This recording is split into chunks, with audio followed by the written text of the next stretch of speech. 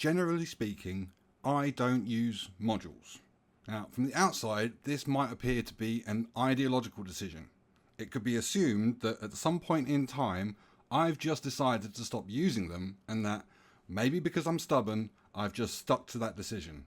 But that would be wrong. Well, I am stubborn, but that's not why I don't use modules. There is more to it. For a start, I see modules as a get out of jail free card, in that if I've made a mistake somewhere or missed something, a few modules can be an absolute lifesaver. If I already have a factory maxed out with modules, then there isn't really anywhere for me to go if I find a problem. I also have a tendency to build big factories with possibly thousands of assembly machines and chemical plants and furnaces and the like, and the idea of actually physically putting the modules into that many machines, and also the material cost of those modules, and also maybe as well the time it takes to make those modules, all of that I don't like. Plus, in the time I have to wait to be able to completely overhaul that factory with modules, I also have a factory which is not performing because at a fundamental level, the factory needs the modules just to be able to make the modules. This is probably the nub of the ideological argument, if one exists at all.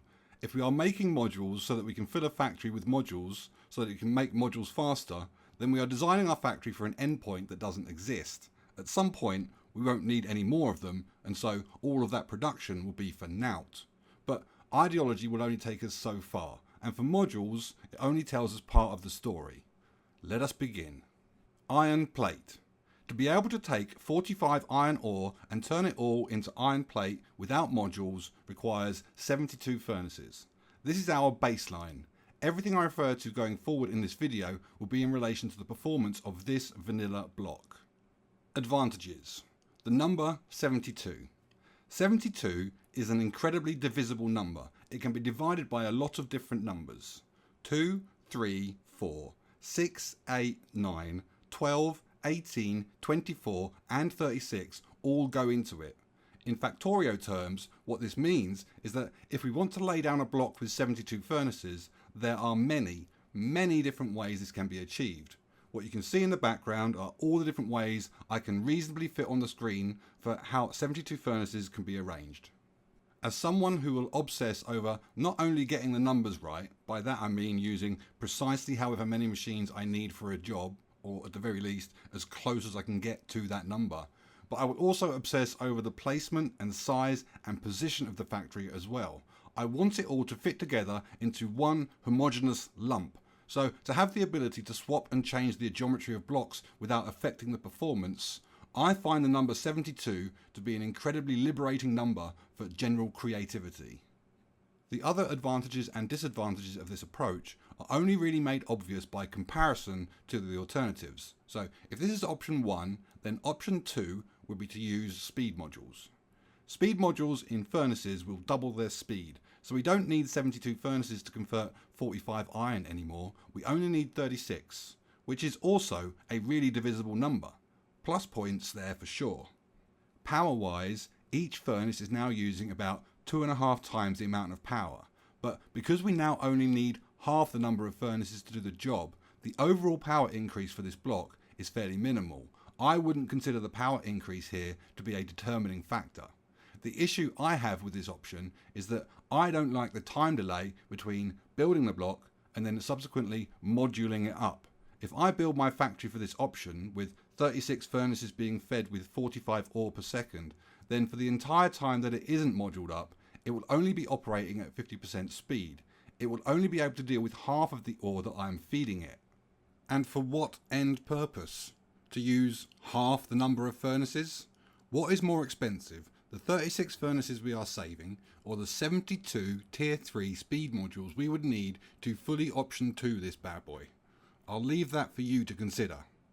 Option 3 is to use productivity modules, and there is no easy way to say this. They will make your life a misery. Post-edit Bigfoot here. So what I mean by misery really depends on your perspective of the game. Like, if what I've been talking about up to this point with all the numbers and all the maths is too much for you, then productivity modules probably aren't the way to go. You know, you probably want to set yourself a standard with just without the modules, because it's, believe me, it's much more straightforward that way. But equally, if misery it could equally be a challenge. You know, the game is laying down this gauntlet of we've got all of these numbers we've got to juggle and calculate. Can we do that?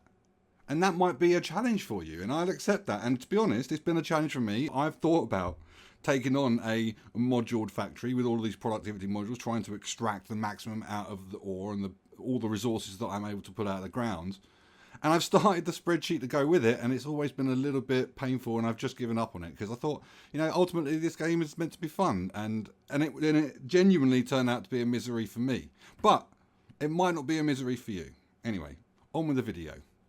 Productivity modules slow down our production, but in return we get more iron plate per iron ore that we process. 20% more. That's the good news. The bad news is that we now need 104 furnaces to do the job.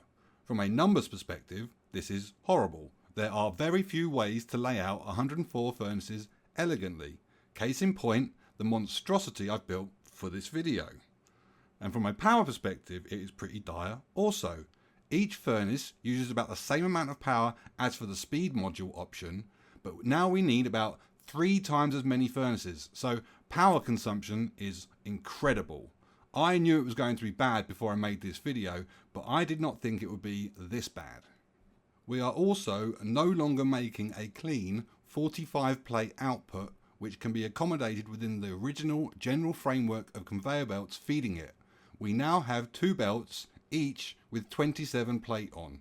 This deficit between this 27 and the max 30 a red belt can take will need to be precisely managed if the full benefits of using productivity modules are going to be extracted from this approach. Every step along the chain we will be generating imbalances such as this, from iron plates through computer chips right up to rocket launches. Are there some incredible compound productivity rates to be achieved here? Absolutely, no question about that. But the management and calculation of the extra things this option generates gives me nightmares, not to mention the astronomical power consumption that it requires. If this is the option you pursue in your factories, then fair enough, but I don't think 20% justifies the effort. And I know we can get better efficiency rates with machines that can accept more modules. This 20% is just the start, but all of the disadvantages I've discussed so far will be multiplied as well. More units, more power, less liberation for creativity. Option 4 would be a hybrid of these two approaches, so 1 speed module and 1 productivity module in each furnace. Now, I would consider this to be the worst of all options. No good numbers, no good power, 24.75 iron plate output on each red belt. It's just horrible. I genuinely don't think there is any merit to using this approach. It's one of those solutions that's just kind of sitting on the fence. So, these are the 4 options for putting modules in furnaces. This is it. There are no others. Which one you choose to build will have repercussions that reverberate through your factory uncontrolled if you do not set out your stall one way or the other. But this is just how I like Factorio to be. A simple decision, a full commitment to one side of a binary option, modules or no modules, leads to an incredible variety and complexity of problems and solutions. At the end of the day, I don't even use electric furnaces. Because I have no intention of building with modules, the basic steel furnaces serve me just fine right to the end. There are consequences for this decision as well. I need a lot of coal for fuel and I make a lot of pollution. And so the general complexity and variety grows. The other approach to modules is to fix problems with them, as I alluded to at the beginning of this video. What this means in fundamentals is that we probably aren't tracking the precise requirements of each ingredient, and so how many of a particular machine we lay down will be wrong for what the factory requires. To some degree, we are winging it. This approach generally applies to me when I'm taking on a big set of mods. I have a spreadsheet for vanilla. If I'm playing in vanilla, then I'm trying my best to build to a specification that I have already laid out, without modules. If I'm playing with a big set of mods, then I'm not going to plan out every process in detail. I'm keeping to a set of numbers, but they are self-contained within small blocks. factory-wide, I'm generally at a loss. In that situation, I will use modules. The two problems I generally encounter are that I have laid down too many machines or not enough. If I have laid down too many machines, then I will use productivity modules to slow that process down and conserve any ingredients I'm feeding it. If I haven't laid down enough machines, then I will use speed modules to, well, speed them up. In these kind of situations, it is not uncommon to find myself with both productivity modules and speed modules in a machine, even though this is something I expressly discouraged earlier in this video. It comes down to a difference in approach. What am I trying to achieve? Am I trying to achieve precision, in which case I will not use any modules whatsoever, or am I just trying to achieve at all, in which case it generally becomes a module free-for-all? Both approaches have merit.